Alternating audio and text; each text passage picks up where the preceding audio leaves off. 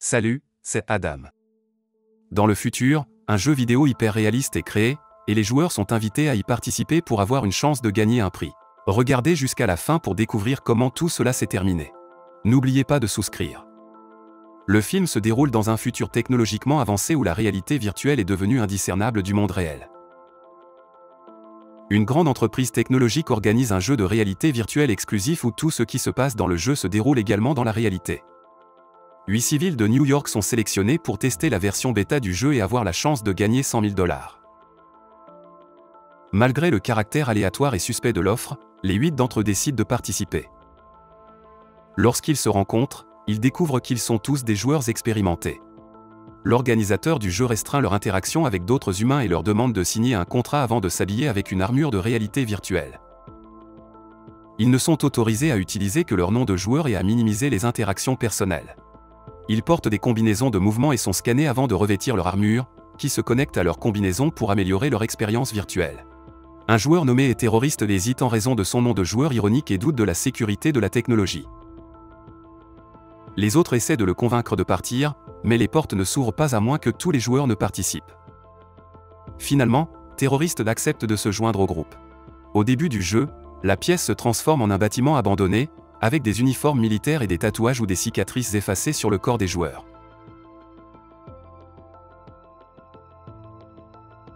Ce changement soudain les surprend et les désoriente, comme s'ils avaient été téléportés ailleurs. Ils se rendent compte que leur environnement n'est plus réel lorsque la main d'un joueur traverse des objets et qu'un autre joueur voit la même pièce après avoir ouvert son casque. Par la fenêtre, ils sont témoins d'une bataille dans une ville détruite, avec un hélicoptère engagé dans un combat. Un joueur, Reaper, est particulièrement enthousiaste à l'idée de l'expérience de réalité virtuelle, malgré son apparence ridicule aux yeux des autres. Alors qu'ils réfléchissent à leur prochaine action, un capitaine de l'armée virtuelle apparaît et leur ordonne de se rassembler. Bien qu'il soit intimidant au début, ils se rendent compte qu'il n'est pas réel lorsqu'ils enlèvent leur casque et retournent à la pièce blanche. Fascinés par la technologie, ils décident de continuer à explorer le jeu. Ils prennent des armes à feu et les testent en tirant sur des bouteilles. Le capitaine montre la vulnérabilité de leur armure en tuant un joueur d'un seul coup. Il les met en garde contre le fait de se faire toucher à nouveau, suggérant qu'une deuxième touche les éliminerait. Le capitaine explique que le bâtiment dans lequel il se trouve a été envahi par des terroristes hautement entraînés. L'objectif des joueurs est de lutter contre les terroristes et d'atteindre le rez-de-chaussée. Chaque joueur reçoit une trousse de secours pour faire face aux blessures éventuelles. Le jeu commence au 25e étage et les joueurs commencent prudemment leur exploration. Ils rencontrent un terroriste, et Shooter l'élimine habilement, révélant sa formation militaire. Cela apporte un sentiment de soulagement au groupe, sachant qu'ils ont un membre expérimenté parmi eux. À partir de ce moment, ils deviennent plus prudents dans leurs actions. À mesure qu'ils progressent et atteignent le niveau 24, ils sont confrontés à une menace accrue liée à la haute tension. Ils acquièrent de nouvelles armes à mesure que les niveaux diminuent et que les dangers s'intensifient. Altad célèbre sa première élimination et devient de plus en plus violent avec chaque tir, abattant de nombreux adversaires. En revanche, Reaper a le moins d'éliminations et est sur le point de devenir la victime d'un terroriste avant d'être sauvé par Shooter. Cependant, au cours du processus, Shooter est touché par balle et perd son armure, le laissant vulnérable. Taylor, qui n'était pas censé participer au jeu et était venu chez son ami, panique et éclate en sanglots.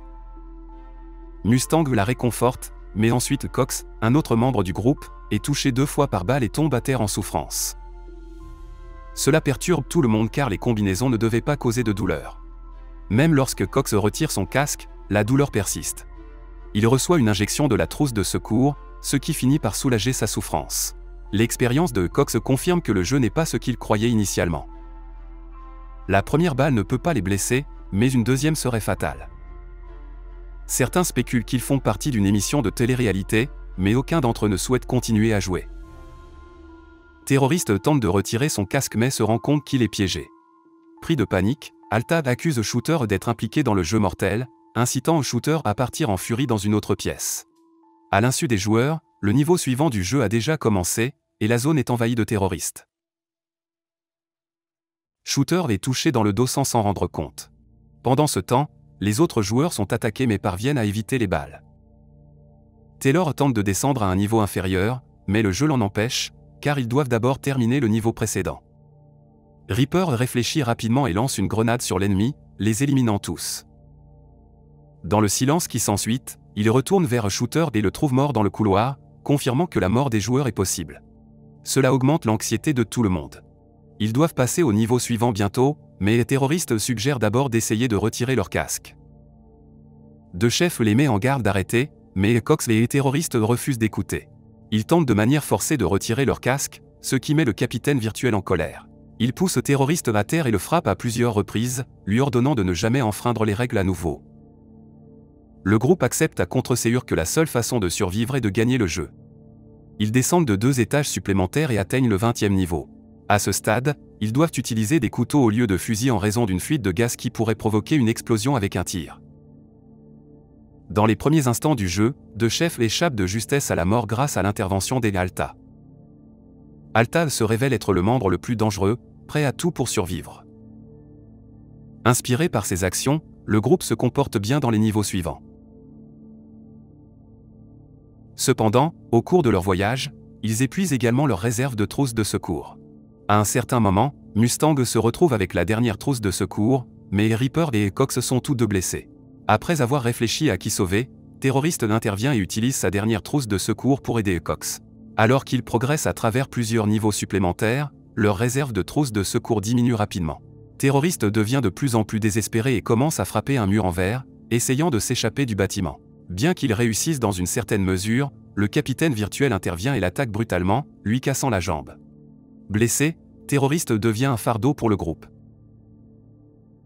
Alta suggère de le laisser derrière, mais les autres insistent pour l'emmener avec eux. Finalement, Terroriste se cache sous une table, encourageant le reste du groupe à poursuivre le jeu. Il perd progressivement connaissance et succombe à ses blessures.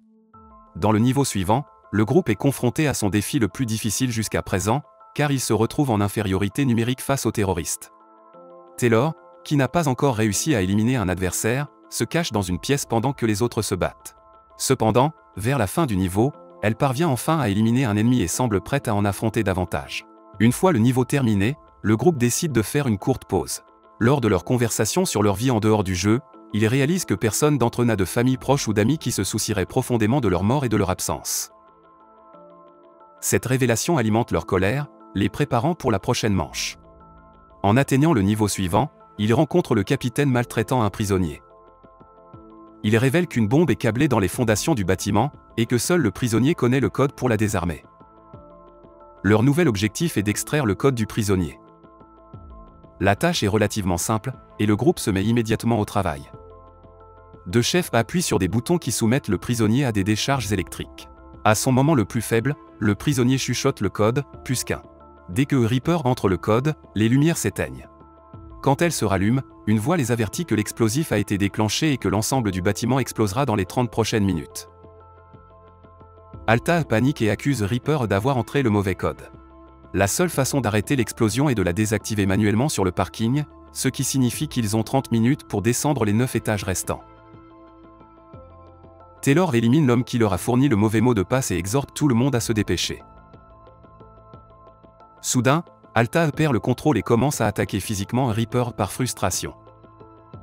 Il ne s'arrête que lorsque le capitaine leur accorde un avantage en leur ouvrant l'ascenseur. L'ascenseur s'arrête au 5e étage, mais se referme avant que Alta et Reaper puissent en sortir. Initialement anxieux, ils réalisent que l'ascenseur descend davantage.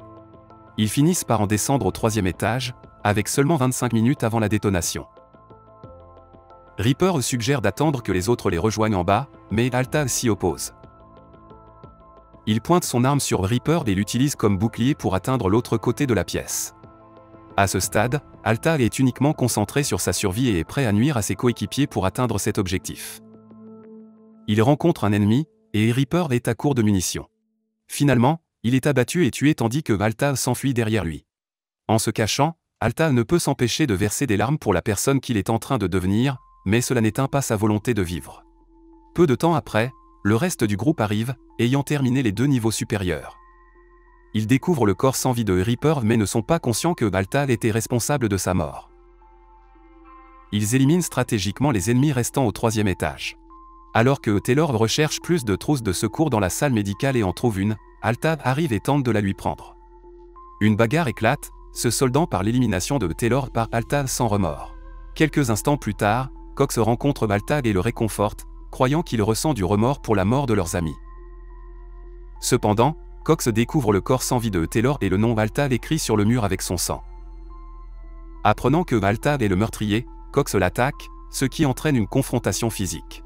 À un moment donné, Cox frappe Baltag avec un extincteur, donnant l'impression que Baltag tente de retirer son casque.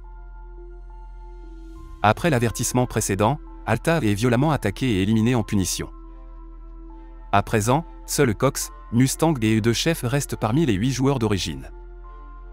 Ils s'équipent et descendent rapidement jusqu'au premier étage, atteignant enfin le parking. La zone est remplie d'ennemis qui ouvrent un feu implacable sur eux. Alors que le groupe presse vaillamment, Cox est blessé par balle.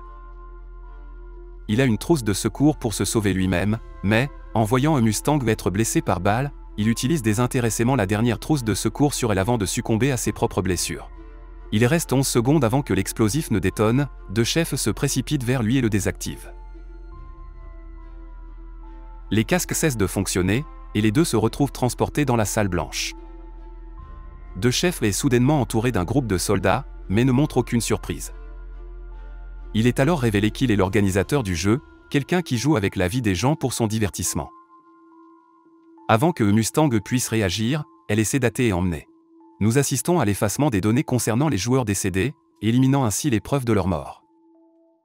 La scène se déplace vers le véritable parking du bâtiment, où Mustang est inconsciente alors que les cadavres de ses amis sont placés dans des sacs mortuaires en vue de leur élimination. À son réveil, deux chefs se tient devant elle, tenant un sac rempli de l'argent du prix. Il veut qu'elle oublie tout et profite de la vie comme lui le fait. En retour, elle doit promettre de garder tout cela secret, et elle sera à nouveau sédatée et ramenée chez elle. Étonnamment, Mustang accepte et lui dit au revoir. Un homme s'approche pour la sédimenter à nouveau, mais le Mustang le prend au dépourvu et riposte. La dominant finalement, elle éteint les lumières, plongeant la zone dans l'obscurité. Profitant de l'obscurité, elle élimine tous les hommes de deux chefs, le laissant sans renfort. Lors d'une confrontation finale, elle lance le sac à deux chefs, choisissant de ne pas utiliser l'argent qui a causé tant de morts. Enfin, elle quitte le bâtiment en tant que seule survivante du jeu. Si vous êtes intéressé par ce genre de film, veuillez passer à la vidéo suivante à l'écran et partagez également vos réflexions sur ce film dans les commentaires. Mettez un j'aime et abonnez-vous. Au revoir.